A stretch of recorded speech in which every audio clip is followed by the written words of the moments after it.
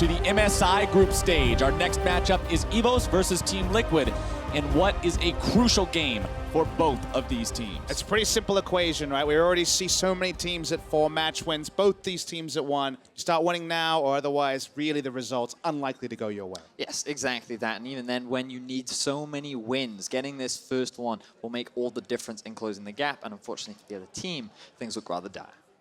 Let's go ahead and see who we've got heading on to the Rift today. Coming up on the blue side, we have EVOS from the VCS with Stark in the top lane, Yijin in the jungle, Warzone at mid, Slay on AD carry, Ron OP supporting, and Coach Violet.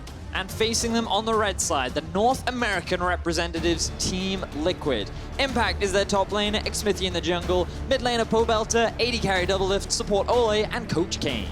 Look at a game like this, and I have to say the early game will be oh so important to the result. Not a big statement to say given the tournament that we've had, but really for confidence down on both teams. Getting a good start, if they could somehow recreate the dark bindings they're able to hit in that match that Team Liquid picked up, that'd be huge. The early game actually for EVOS was also pretty dominant in their win over TL. The music kicks in, the Champion Select UI comes up.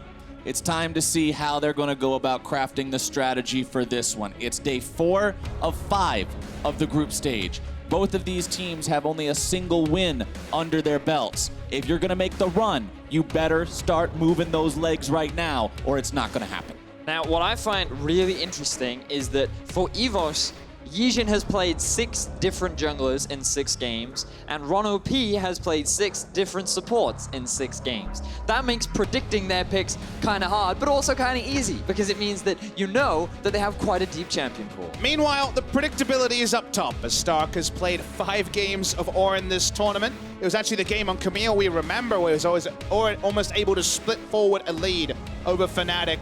Looking at the picks and bans, a lot of junglers banned, but no Trundle. That one does stick out a little bit with the Graves and the Skarner taken out.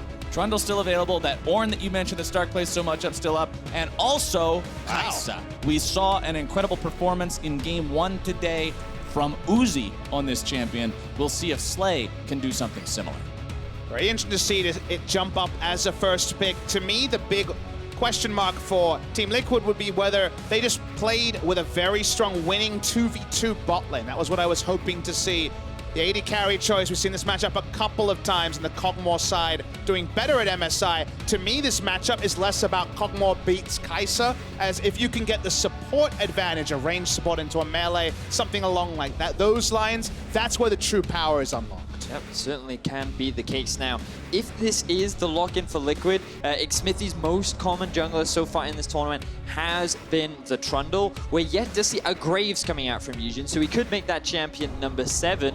And if you're kind of looking at range potential supports or strong lane supports, Braum is one that kind of jumps out to me, given that the Morgana has been banned away and Rakan is taken off the table too. While the Graves is banned away, the Kha'Zix is not, and that's the duo that people really seem to like into the Trundle. No surprise, Stark says, I'm sticking to being a one-trick. I'm going to jump onto the Ornn one more time, but the Kha'Zix all-in potential on the Trundle will make Xmithy have to double think some of his choices, as well, Shen would be a very obvious choice for him. It looks like Liquid going very much towards comfort once again. It was this champion that enabled them to find that win over RNG, and they did have the winning 2 versus 2. You talked a lot about it, Papa Smithy, these support picks. And remember that because Liquid has first pick in the second half of the draft, they could actually pinch the support pool even further, get themselves a guaranteed winning support matchup, and then make life difficult for Slay and Ron in the bottom lane. The other percentage choice is to just look for a mid laner you feel Pobelter can perform on. And if I think to Liquid strengths, I want to see Pobelter on one of these control mid laners that basically are kind of unflappable, and then leave last pick to counter pick for Ole, who does have that big pool of range supports. Pobelter's kind of been picking for himself and picking for the team, neither of which have really inspired confidence so far at MSI. Well, as we head into the second part of the bans now, the focus will be on those mid laners. Vlad could play in the top lane as well, but he'll be banned away from the side of EVOS. Team Liquid taking Cassiopeia off the table. We'll see how they want to approach this last ban of the draft. Remember, their opponents have drafted AD carry, jungle, and top lane, so it's going to be a support or a mid laner that they want to get out of here, and it will be Ryze they want them to do it.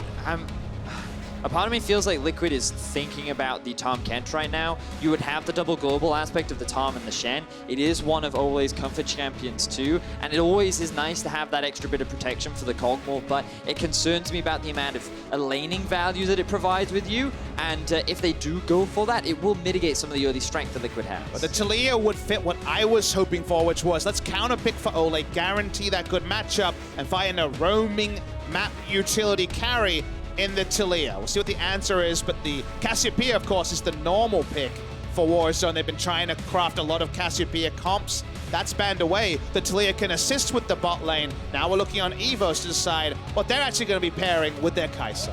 We'll see how they want to assist her here. She will have the Karma to help her out there from the mid lane, but in terms of the laning phase, it's Ron OP on the Alistar that'll be doing all the favors. As the Tahm Kench you were thinking about, not the best laning, but could provide that global power, that Kog'Maw save potential if they lock it in. Now, it's not a ranged support that sounds like it's contra to my point, but actually, it's a pretty safe time to take Tahm Kench into the Alistar, and you have the guaranteed backup of the Taliyah roaming bot lane. So you kind of gave yourself a bit of protection to get away with the Tahm Kench rather than drafting Tahm at double lift pick and then getting counterpicked on the blue side. So for EVOS, they've drafted a composition which is all about Slay. You have the Karma in the mid lane, you have decent engage tools with the Ornn, you can look to play through bot lane because you have Kha'Zix who provides a lot of early damage, and an engage with the Alistar, and basically you're relying on Slay to get to this 3-item point, very similar to Uzi earlier in the day, and being the big carry. Whereas for Liquid,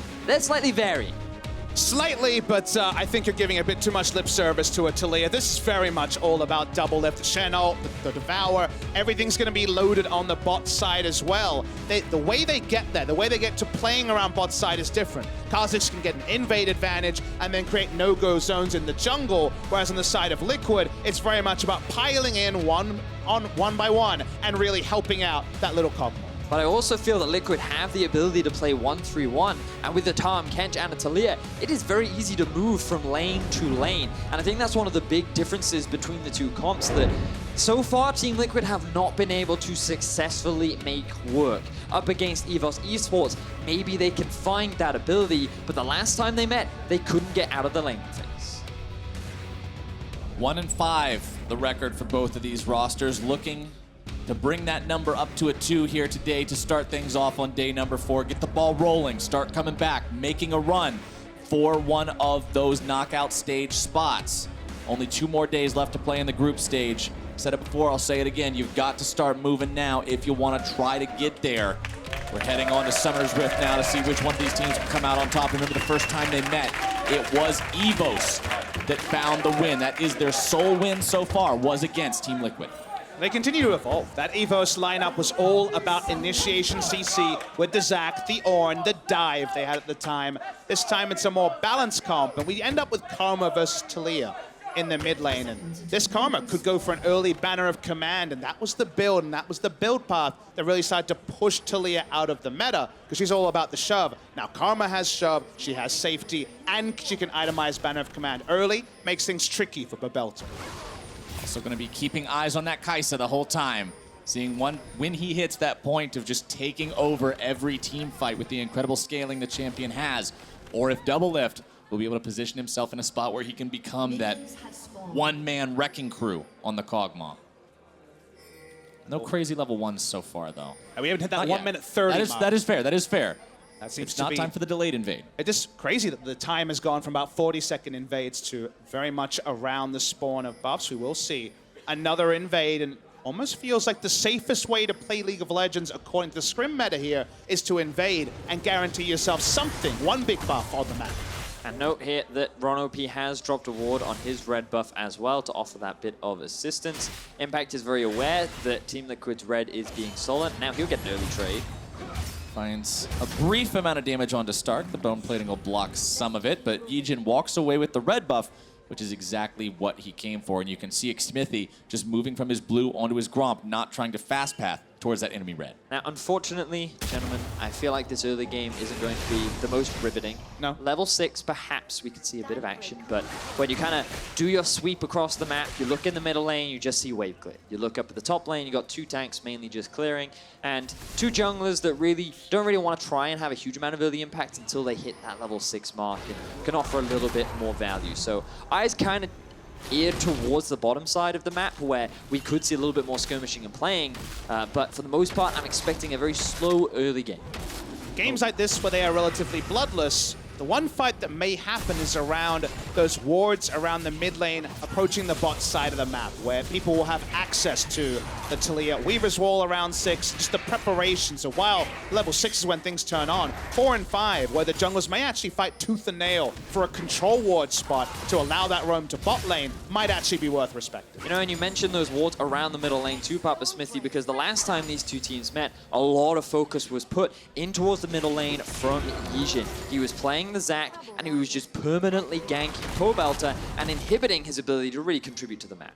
Came in there and again, but it was a bloody game. You know, 1 champion kill per minute as is reflected there. Let you know that had a lot of kills going on, whereas this one, as you mentioned already, we're place setting for perhaps a bit more of a thinking man's game as it goes on. And I like what we're seeing from both these mid laners so far as well. Every time one of the junglers goes to invade, take away a couple camps from the other side, it's always the mid laner following up in their wake to drop down some vision and just protect them in case there is that collapse. Yijin thinking about going for those Krugs. There we go, but he will be spotted out by the ward, so at least for Team Liquid, they're keeping track of where he's at. Already level 4 for Yijin. His early pattern is giving him that slight level advantage over Xmithy, who will, after picking his walls, likely close that gap just a little bit, but very much as we expected.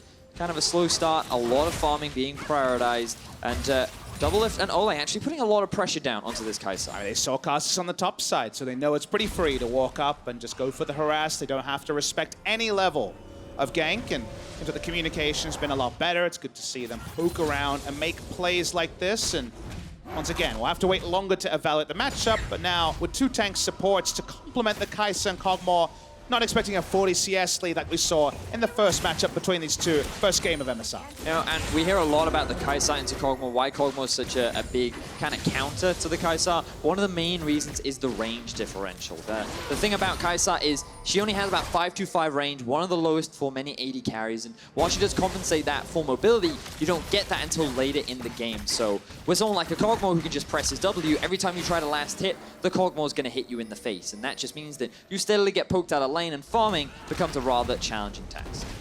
We've all seen Kai'Sa have some pretty incredible healing later on in the game with some lifesteal from something like a Death's Dance, but during the laning phase, it can be hard to stay topped off versus that constant harass that you bring up there, Vedius, as Doublelift and Ole will move up to the Tri-Brush, throw down a little vision, just making sure EVOS isn't up to anything tricky here with Yijin. As Xmithy makes his way towards the mid lane, he will find that control ward there, spotted out with the Scryer's Bloom, knock that one down real quick. Seismic Shove makes its way onto Warzone, who loses quite a lot of HP to Pobelter. Now it feels like TL pretty heavily control the bot side of the map. I wonder how early a Drake contest could happen, but now at least we see Xmithy is feeling out around the bot side. They don't have any all-in options. The Trundle Pillar is not going to be enough to take anyone down, and like I mentioned, with no one visiting bot side, the Drake's pretty free. Looks like Xmithy doesn't need any help on this one for now. Look to solo that one down as the Trundle, but chooses to pull it out a little bit first. Wants to make sure that nobody can just jump over the wall and start going ham on him. Has to have that escape route should his opponents be able to collapse here. Pobelter with level 6 available, hanging around the area. Doublelift and Ole also working their way up here just to make sure it's safe for Xmithy to get it down within smiteable range. Now, of course, Xmithy could have soloed that if he smites early for health, but you want to make sure you've got it to guarantee your team gets the And they have the pressure down bot, so it's quite easy for Ole to roam up towards the Dragon and help secure that. So early advantage gained for Team Liquid, but you know, you talked a lot about Xmithy there, Captain Flowers, and I feel like he will be one of the pivotal players coming into this matchup. Coming into the tournament, he was one of my players to watch, considering like how much respect and recognition he's had within the North American LCS. I hear everything about how intelligent he is and how willing to change he is to make sure that he does everything he can for the team's success. Got the big brain. He's always one of the guys trying to make sure everybody can work together, everybody can flow as a 5-man squad. Hopefully, for him and Liquid's sake, they can make that happen this time around. Yijin hitting level 6, evolving that active camouflage. This is the point. It's such a pain point for so many people playing against Kha'Zix. He's so hard to keep track of. Once that evolution comes online, running around between the brushes, dodging even the side of control wards, Ron P had but pulverized down onto Doublelift, but the instant save from Ole.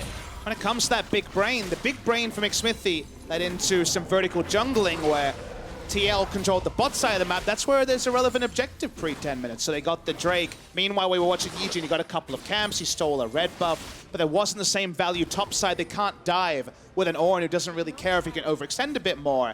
Now let's see if TL can double down on bot side. They're looking for Ron P.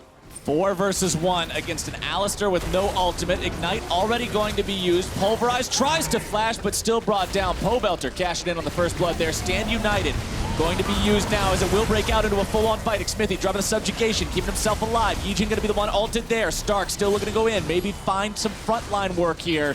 But Team Liquid, they move out as a unit. They get what they came for, and they might even look for a little bit more. The red buff now taken, given over to Impact. Case in point about it being all about bot lane. 10 members of bot lane pre-8 minutes. Pick up a kill. Impact just wanted to join the party. Wanted to be the perfect 10. They don't get anything bonus apart from the red buff on the exit, and that'll allow Impact to trade even better with Star. And the thing is, Team Liquid were already setting up to play towards the red buff.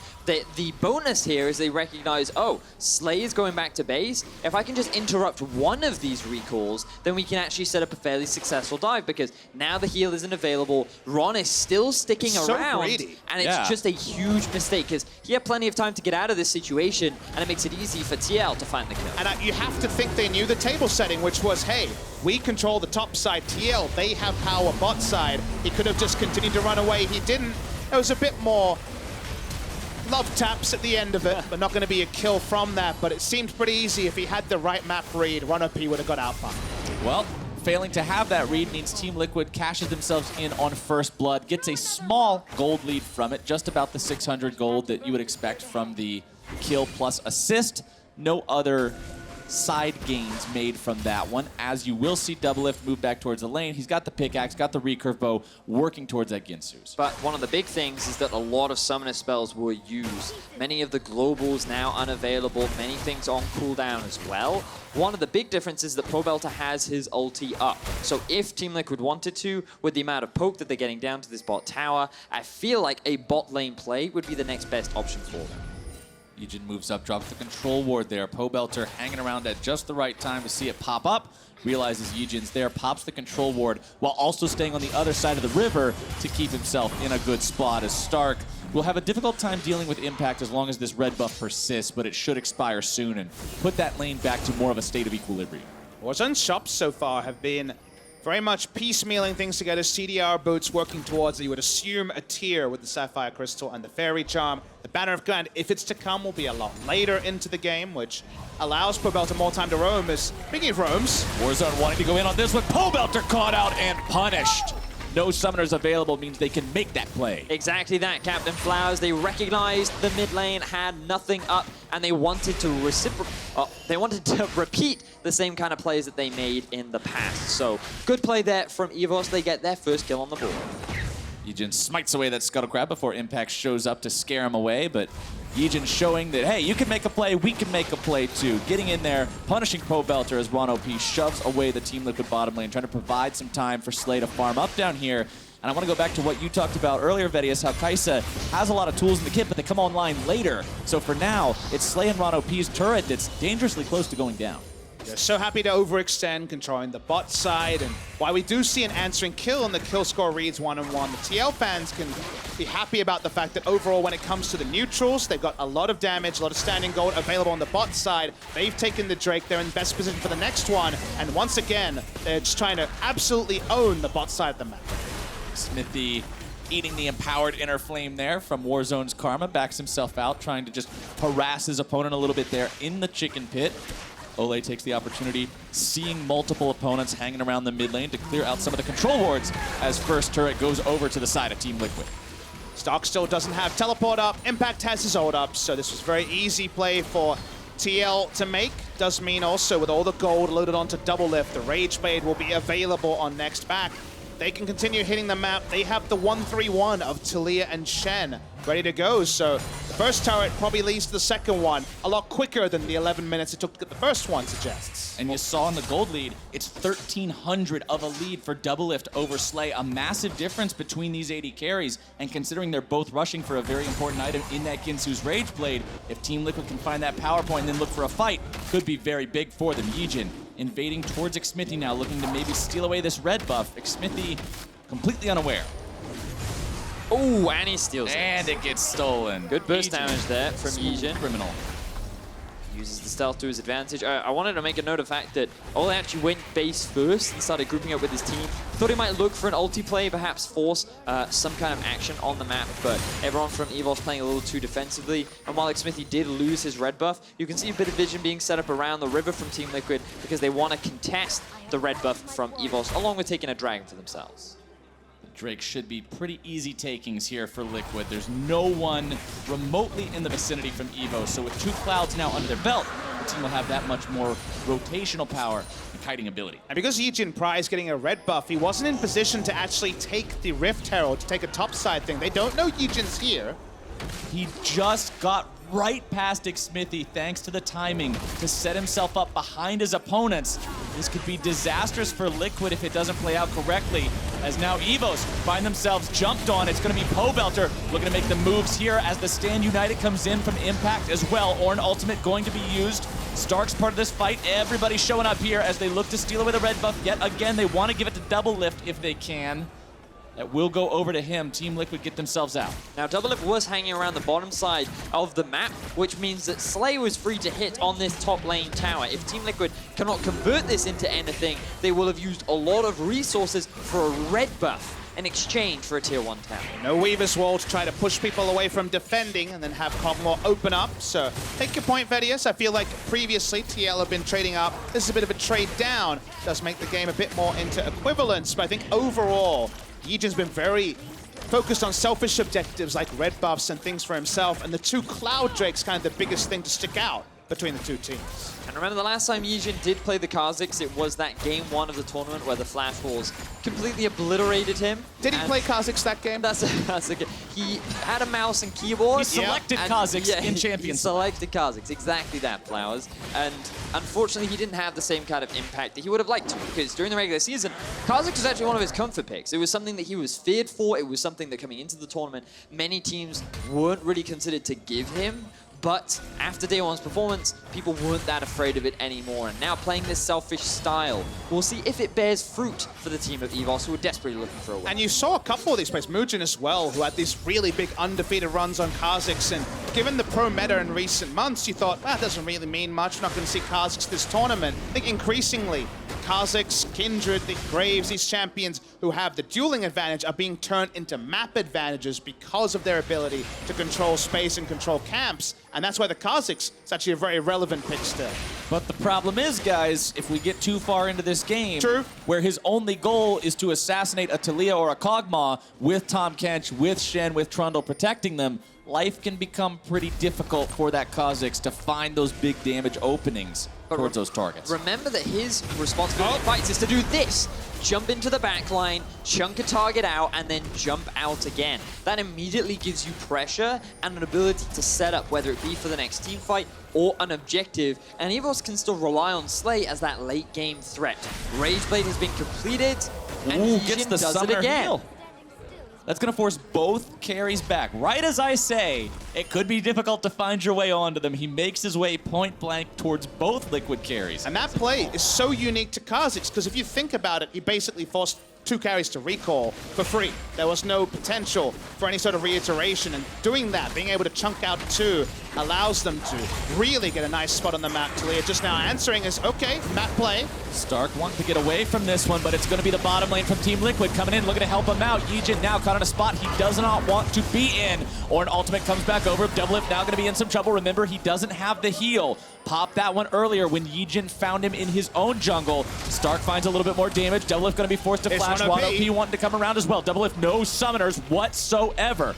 Pillar of Filth blocks the follow-up from EVOS, but Rano P is already behind them, looking to cut them off. He wants to go for double lift, but this is protect the package right now for Team Liquid. Get the VIP to safety, hug the wall, we'll get you out of here, they say. As double lift makes his way into the brush, looking to back out, Legion's gonna be discovered. They wanna make sure he can't manipulate double invisibility to sneak his way towards that Kog'Maw, as Stark and Warzone will push up the bottom side. But while all this is happening, Slay is free farming in the middle lane. He now has a level advantage over double lift and has been able to get a decent amount of damage down onto this mid-tier 1. Team Liquid, they're trying to use the number of globals that they have to force picks onto EVOS, but Yijin is dissuading them every single time and utilizing this early Kha'Zix damage to win out on these skirmishes. Yeah, when you're forcing the enemy team to tunnel on escorting out the MVP, that's when Slay can pick up the farm. He was able to get a lot of turret damage in the mid lane as well, as Pobelta was caught between having to use his Weaver's Wall to defend and returning to lane. Yijin returns, he's still being a pest. Slay also now critically hitting that point where you've got your E evolution on the Kai'Sa. The Berserker's Greaves, Ginsu's Rage Blade, 3 daggers to go along with it. Now he's got that extra outplay, I should call it, potential in the fights. He can go into the stealth. He can get himself out of tricky situations. While double lift without those summoner spells on the Kog'Maw, that's a juicy target. Think of the double stealth capabilities, right? So you're double lift, just sitting there, you're having fun, and then all of a sudden an all ult hits you, and then 2 carries appear out of nowhere onto the backline and look to burst you down. Sounds like quite the gameplay experience. Yeah, right. It's quite a terrifying setup, and you do have the Void Hunter versus the Void Monster himself. He's a dog. I know he's a dog with this skin, but his lore dictates he is a Void. He's from the Void, okay? So we'll see if the Hunter will become the hunted in this game. All right, we'll see how the lore can play out here on Summoner's Rift today. We still have, like you guys predicted, a rather uneventful early game in terms of the kills. It's only 1-1, but it could be more here very soon. Rano P tries to go in. Ole using the Devour to keep his AD carry safe, flashing out, lending a flash to double it there as well. Ornn ult comes through. Impact trying to get himself away. The Weaver's Wall blocks out his path. He has to flash. Heal comes through. Pobelter with that one. As Team Liquid gets themselves out, but they have to expend quite a few resources doing it. Fact had to use a lot of resources to get out there. He just kind of walked in, Yijin hoping to assassinate him on the back end. TL trying to make this map as narrow as possible. Stop that assassination we previewed from happening. And I think one of the big things here is that EVOS, they tried to just punish someone who was out of position, whereas Team Liquid had to use a lot to get out of that situation. So now, as the Dragon is being started, they're looking to fight. Yijin wants to come in, do something about this one. Pobelter taken incredibly low. Stand United going to be used, keeping him safe. Rano P front line taken down. No ult means Alistair just can't do it. Stark wants to come around from the flank, but the Dragon's already going to be taken. And Team Liquid finds themselves a fight and a reward. And this was the problem for EVOS. Stark was trying to come in from the flank without his ultimate. Like, you cannot try to do a pincer attack if you have nothing to attack from one side. And they actually created temporary terrain with the Trundle Pillar and fought behind it as if it was a wall. And that meant with no Ornn ultimate to impact positioning, they were fighting front to back. Double lift was free hitting. Good news for TL. This means Team Liquid find themselves a free fight, and just keep your eyes on the mini-map because Shen, he goes back up to top lane, but he has his ulti available. Stark pushes out bot, and Yijin goes in without the full capabilities of his team.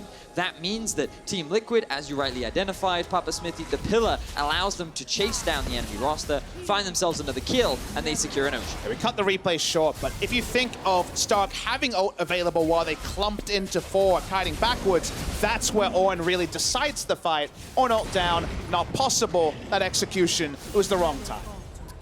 And it leads Team Liquid into another situation where they come out slightly favored, but they've got these Drakes piling up. Next one's going to be another Ocean. And the first one was taken early enough this game that we could see 5 Elemental Drakes. And if the game goes on long enough, that's a massive Elder Drake if Liquid continues this neutral objective control. Speaking of neutral objectives, Baron now live on the table, so we'll see if anybody wants to get creative with their ways to approach and secure that. Now you can see Team Liquid splitting up the map right now. Pobelta sitting up on the top side, just pushing in the waves, and you have Impact down in bot, who does have the teleport available. This was the situation that Team Liquid wanted to play multiple times throughout this tournament, but ended up falling apart, and a large part of that was because Pobelta got caught out of position, and Yijin, he's one of the people that can catch you.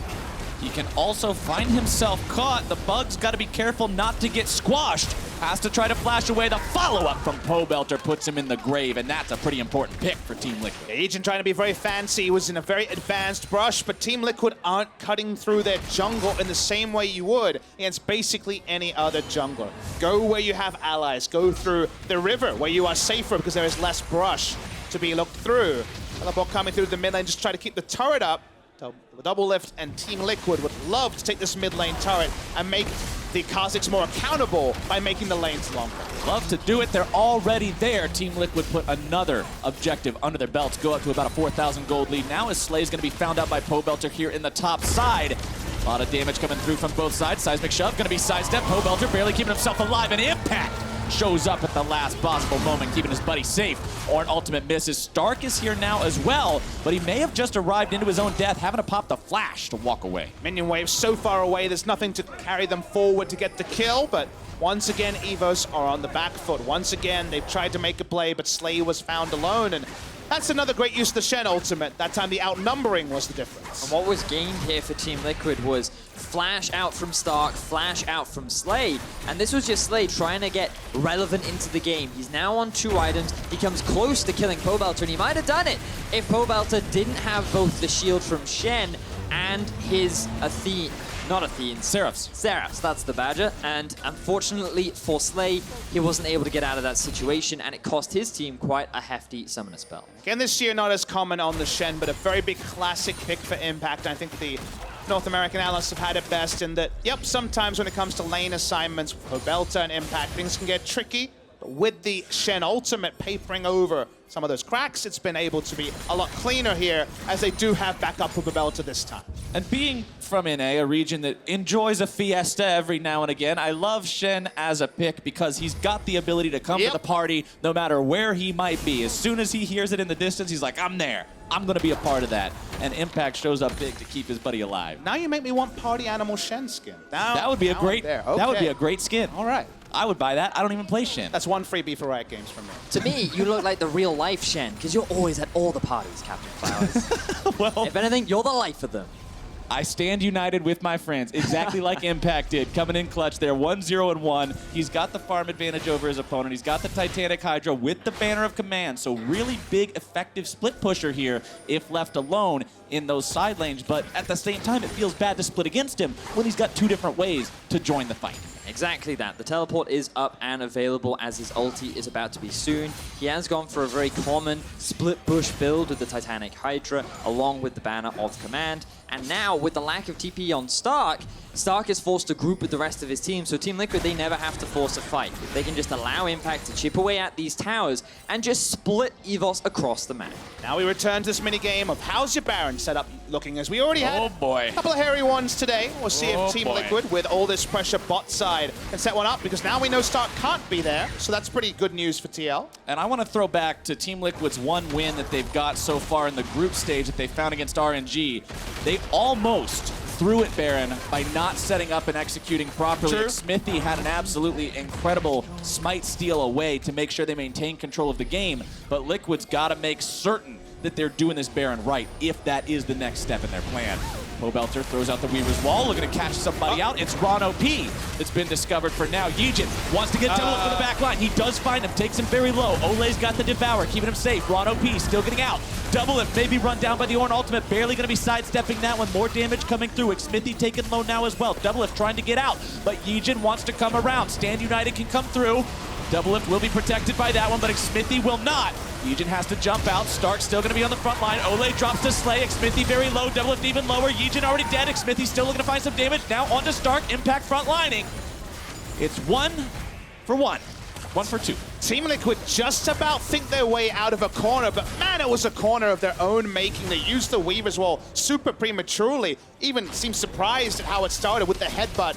It seemed like they were super out of position. Double Lift almost dies in transition. They hold the Shen ult. They get 1, they get 2, they get out. But man, it wasn't clean by TL. Fighting in this situation is so dangerous because of what Yijin can do. Flowers, you talked earlier on about how it can be difficult to get onto the backline. Well, if Yijin is free to just sit in the brush, utilize his step stealth and just walk onto double lift, he can just chunk him out. And Ole, I didn't think he was going to eat him at first because he was stuck in that tongue lash animation, but he fortunately comes to the rescue of double lift, and now the team is split apart, and this is the best case scenario for EVOS.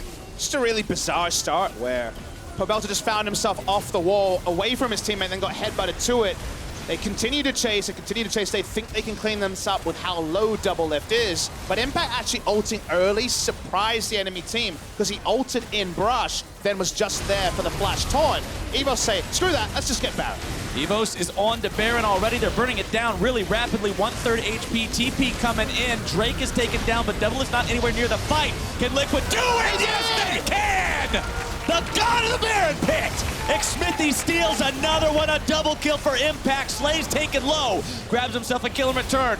Ole with the Devour, looking to take him down. One more slap of the tongue, and Slay's out of there too. It's 4 for 1 going the way of Team Liquid, along with the Baron. What are with these Baron steals today? 2 from Broxer, 1 from Xmithy, and his second of the tournament. Team Liquid. No, they don't have the optimal Baron setup. Yes, EVOS, they took a risk, and Xmithy punishes them for it. There's a value in being clutch, and these LCS junglers today, and Xmithy recently has been able to do that as well. But now it's the Split Push Kings with the Baron. How they got it, the journey there, let's ignore it. The result, however, is very large.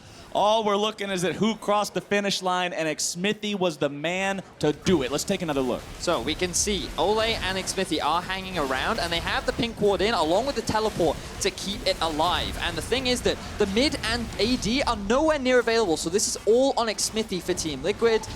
Where does the damage come from? Ooh, so yeah, he just fails to smite. I believe you can still smite in a taunt. You can. But the amount of burst damage coming out from the rest of EVOS, he wasn't expecting it, and that allowed Xmithy to secure. And he was low health, and that meant that it was just caught in a couple of different scenarios, none of them great. Just really been trying to make something happen, Yijin, and while we rewarded it for him for it earlier, now it's starting to get away with him. Now they're getting a bit desperate. The Baron is probably the last, death knell here for the side of EVOS because the comp really doesn't function as easily in the 5v5 as TL's. Team Liquid also with 4 of those Elemental Drakes. I want to harken back to what we talked about earlier, mentioning those because they did secure yet another one as the Baron happened. As they push down the top side, Ornn ultimate coming through. Ole going to go ahead, preemptively eat double it before the second part is even shot back out. Wants to keep him protected. Turret falls in the bottom lane in the meantime. That means there's only 1 tier 2 left standing. Yijin wants to come around, flank these guys from the side. Double it first one into the brush. Immediately gobbled up by Ole, kept safe. Stand United comes in. Team Liquid now forced to make this fight happen. Yijin already dead. Slay going to be forced to flash out. Pobelta looking for damage. A double kill for double lift as POB will fall to Slay as he looks to pursue. 3 still running on the side of EVOS. Impact wanting to lead the charge here as Ole makes the cutoff, trying to stop Slay. Instead, he's going to be isolated and likely taken down. Slay doing a lot of work, putting a lot of damage down, but Team Liquid still has the edge. What looked like a beautiful teamfight setup for Liquid ended kind of not the way they wanted. A couple of individuals going a little too far, one could say, and making some rather interesting plays will still result in a tower going in favor of Liquid. And it's the start I want to start with because popping over with the blast plant actually let Double Lift press W and have free target acquisition with his own extra terrain of being away from the enemy team. So that part was beautiful. Then they tried to work out how can we chase for these further kills, but Double Lift by the end of this clip is so far away that he can never do any more damage. Exactly. This start here is beautiful. This was the double assassination we talked about, and Double Lift, he's in a fine position along with Pobelta, putting in a good position himself. That narrow choke point with all of his damage is good. And then that was not. No. Flashing into Slay, 3-item AD carry, still has a lot of damage. And then Ole goes in behind. Double Lift tries to join him, and then maybe he was expecting an AD carry to be with him, and then Ole's like, wait a minute, I'm alone. We talked a lot about invitations. I'm not sure he wanted that invitation. He certainly didn't take it. He didn't show up to that party, and unfortunately, his friend went down. That's not a fun party to be invited to. 6,759 damage in the last team fight. That's not just jumping into an AD carry, that's jumping into Kai'Sa. One of the strongest AD carries at the current iteration of the game, and Slay is at the point where if Team Liquid keeps giving him these opportunities, he may just yet be able to carry. His team is still down 12,000 gold, so it is one hell of a task. We'll see if they're up to it as Double Lift, Ole, and Xmithy look to push here in the mid lane. Ole, once again, doing a good job with the Devours, keeping Double Lift away from any sort of punishment. And it's keep it simple time. Roll down the mid lane, just try and play through one lane. Stark his ult very early. Yeah, that was a really, really quick one of those as Ole uses the Devour yet again, this time to keep Xmithie safe. Ron OP, ult or not, he is out of there.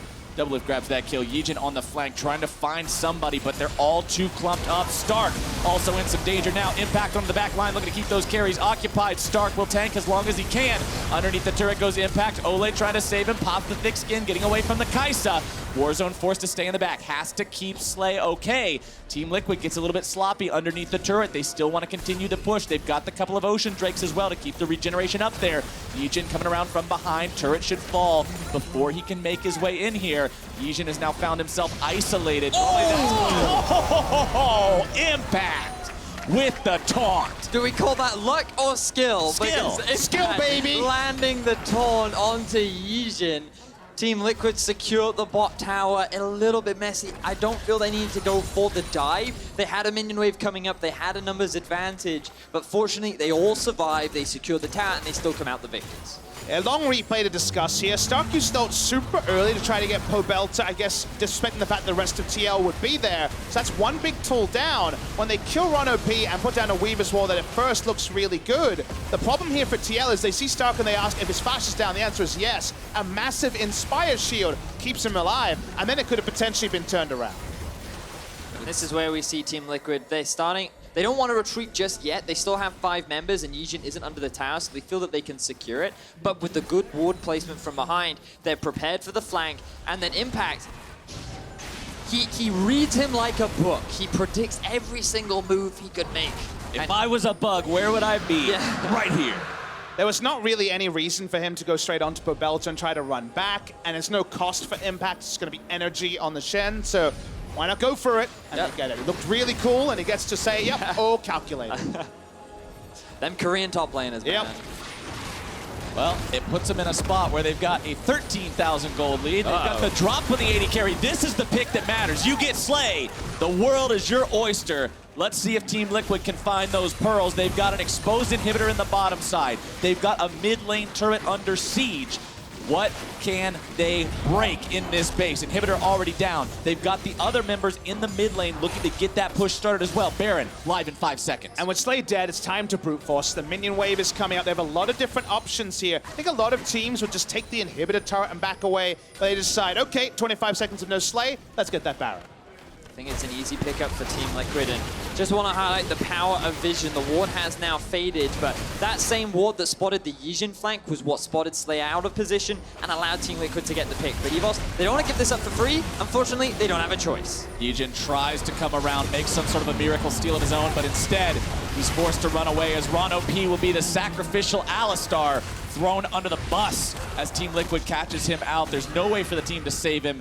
Yijin just heads toward top side, says, I can't stop anything these guys are trying to do. I might as well grab a tier 2 turret, but Impact is quickly going to ruin those aspirations. Doing his best Stark impersonation from the game against Fnatic yesterday, and sadly in this game, it's not going to matter. They roll through mid lane. Slay may be a strong duelist, can't deal with the 4-man group of TL. And remember, both these teams at 1 and 5, this was the do or die game that they needed to even be within contention of making it to the group stages. With so many teams at 4 and 3 right now, Team Liquid pretty much have to win everything to keep their dreams alive. And that winning everything starts with winning this. And you need to be convincing in the way that you win this as well. Considering these are the 2 teams at the bottom, you don't want to barely eke by in this game. You want to put on a show that says, hey, we're coming back, we're going to contend with the rest of the teams. Now, we're almost ready for the curtain call, so a lot of the show has already happened, and Team Liquid have been a little bit up and down, so it certainly wasn't, flawless execution in closing this particular game, but they can really keep it simple. They have extra wards because they have a relic shield jungler, so they have access to the extra wards, the Eye of the Watchers. They can roll down a long lane. They already have 2 inhibitors down. All about the closeout and Impact. He comes with his Titanic Hydra and the Banner of Command, and in this open field, sadly, the Kha'Zix has no role. Team Liquid charging down the top lane. Impact at the front, Doublelift right behind. Weaver's Wall to zone EVOS away. Beautiful. Exactly as you would want to see it. A textbook approach to taking down the last remaining bastion of defense here before the Nexus itself. Doublelift just not afraid whatsoever to walk up towards these guys. The Scythian Rain finds its way onto him. It's going to be the Ornn ult in the back line. Ron OP also looking to juggle these guys around. Into the back line they go, but Yijin is gone. Ron OP will join him as Team Liquid finds themselves in a 5 versus 3. Stark will be the next target. Doublelift still looking to find that damage. Slay nearly drops, and Doublelift secures the kill with a double kill for himself. They're onto the Nexus turrets, and those will not stand for long. Team Liquid, 19-5, 36 minutes in, 5 Drakes. They get their win, and they stay alive in MSI. Team Liquid find their second win of the tournament. They claim revenge over EVOS, who was able to best them before, and this is where the climb begins for them. You can see not elation on their faces because they know there is still a long journey to go. And they will be going up against Fnatic later today. A must-need win to still stand a chance of making it to the semifinal. And if we zoom in on this game, just to close it out here, I like how they approached the draft to get to what ended up being a pretty comfortable victory, hiccups and all. Specifically, counter-picking support, holding on to the Tahm Kench, which fits for the Kog'Maw, but remember, it's Tahm Kench for Ole, who's already had struggles on the pick this tournament, and they didn't want to blind pick it, so they left last pick to Ole, a player who wasn't even playing a couple of days ago. So they got the right path, they followed it down. A couple of hiccups, but largely the win that TL need. But we've got to remember as well, it's Smithy Baron steal. That could have very much been a Baron in favor of EVOS. And while the EVOS Baron itself was not perfect setup, it wasn't a perfect play, the fact is that they were the ones in position, they were the ones rushing it down. And if Smithy didn't come in clutch, this could have been a different game. All right, so 2 Baron steals from Fnatic, 1 from Team Liquid. A lot of people are saying, I need to see these 2 teams play and see who gets the Baron. I'm going to say, can we please have some setups from one of the team to stop the steals? No stealing, no enemy junglers. Only get in the junglers, pit. get under 50 health, let's see who wins. That's all Baron is. We change it to an objective where it only has 50 health and it's only vulnerable if you're both in the pit. We're not playing a flash game. We're playing a team game. Stuff them in there. Well, Smithy has got to be proud of what he was able to do in that game, securing that. And not only was Smithy's smite steal on point, Impact stand united, constantly protecting the team. Ole with the Devours. You mentioned the struggles that he has had on the champion earlier in the tournament. This time, he was keeping Doublelift safe. Anytime it looked like they were going after that Dogmaw, he was immediately protected, and the Void Hunter could not find the dog. Unfortunately, not for Slay, but very fortunate for Team Liquid. And they won a couple of successful fights, and it means a lot for the standing Flowers. Well, let's go ahead and check in with how those standings look halfway through the day.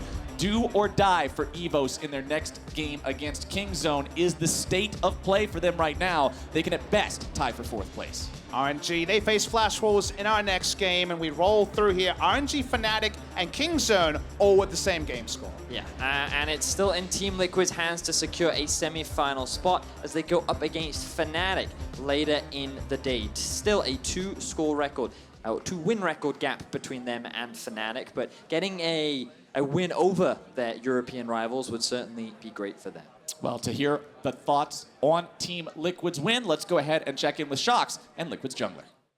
Thank you very much indeed here with Smithy with a fantastic Baron steal once again and the win over EVOS, your second win. What was the focus going into this game? I guess our main focus for today was just, I guess we have nothing else to lose and we just need to do our best. And if the best is not enough, then we tried, I guess. A good, I guess, mindset to come into this day. As you said, it will be difficult. There has been a lot of ups and downs, but you have been able to show glimpses of what Team Liquid should look like when you play well. So what has, or how have the last days been for you from your perspective? Well, I guess it was obviously frustrating for us. It's our first international stage, and for us losing it is like, we've won a lot in ALCS, and then it's so different in the international stage. Everyone's really, really good. And then sometimes we can't keep up, but I feel like we still didn't show our true potential in the stage, and we're still figuring out why we couldn't do that. You say the road will be hard, which is true, but every win you pick up is a great win and is a chance to show what you can do. Next up is that Fnatic game at the end of the day, which is always heated, but it would be very important for you guys to win it if you want to keep any chances of going through. What are your thoughts for that clash? Yeah, definitely the Fnatic game is like one of our most important games. Well, obviously we have to win pretty much almost everything to get in. Well, I guess like always, like you said, like there's the heated NA-EU rivalry. But yeah, hopefully we do our best and we can do much better than today. I hope you guys can keep it going. Thank you so much for talking to me, Xmithy. 4 versus 1 against an Alistair with no ultimate. Ignite already going to be used. Pulverize tries to flash, but still brought down. Find himself caught. The Bug's got to be careful not to get squashed. Has to try to flash away the follow-up from Pobelter, but Yijin wants to come around. Stand United can come through. Double lift will be protected by that one, but Xmithy will not. Yijin has to jump out. Stark's still going to be on the front line. Ole drops to Slay. Drake is taken down, but Double is not anywhere near the fight. Can Liquid do it? Yes, they can! Immediately gobbled up by Ole, kept safe. Stand United comes in. Team Liquid now forced to make this fight happen. Yijin already dead. Slay going to be forced to flash out. Pobelter looking for damage. Yijin has now found himself isolated. Oh, impact! Team Liquid 19-5, 36 minutes in, 5 Drakes. They get their win and they stay alive in MSI.